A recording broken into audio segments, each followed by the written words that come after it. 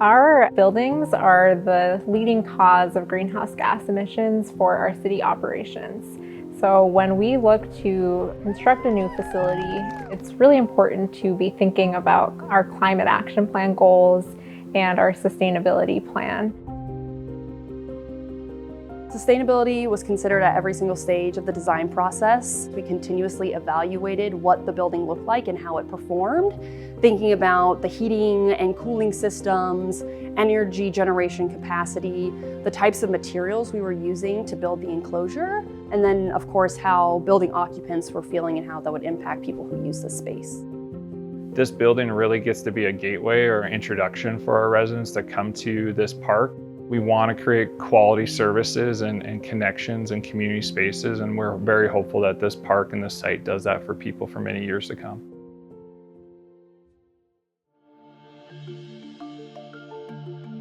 When you visit this facility, there are so many awesome things to see. When you walk in, you're going to see amazing wood beams, and you might not know that that's actually a sustainability feature.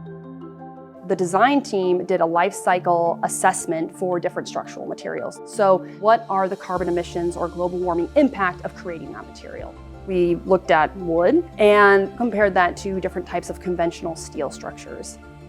There's the extraction of the material, production of the material, manufacturing, transportation, use and end use. Wood performed really, really well. So it provided a really strong environmental case for using wood. We have a couple of key goals for our municipal buildings. One of those is making sure that we are switching our fuel sources from natural gas to electricity. And in this facility, we have our largest on-site solar array. We really wanted to maximize the capacity of the roof plane. We thought about how can we extend the roof plane outward to create more surface area for solar panels.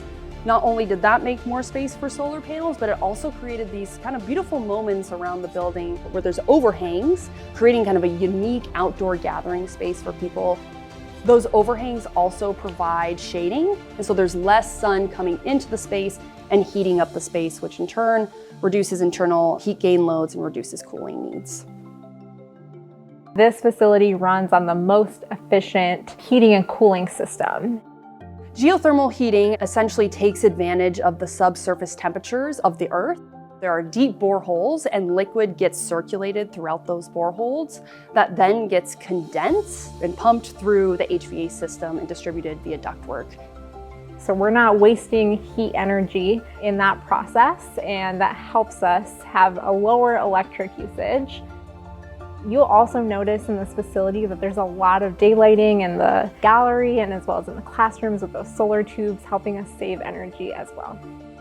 Solar tubes are essentially when sunlight comes into a small dome that then translates into a tube that has a really highly reflective surface, and that sunlight bounces across that surface and then distributes diffused light across the space.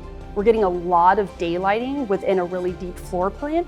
Every single space that you look into, there's an opportunity to look out into the landscape. We wanted to make sure we had both a living, breathing building for people using our spaces, but also a biodiverse oak savanna landscape. Bringing in native plants was kind of mimicking the pre-developed conditions before we built the initial art house here. They're really deep rooting, they open up pore space on soils that were typically you'd see compacted during development.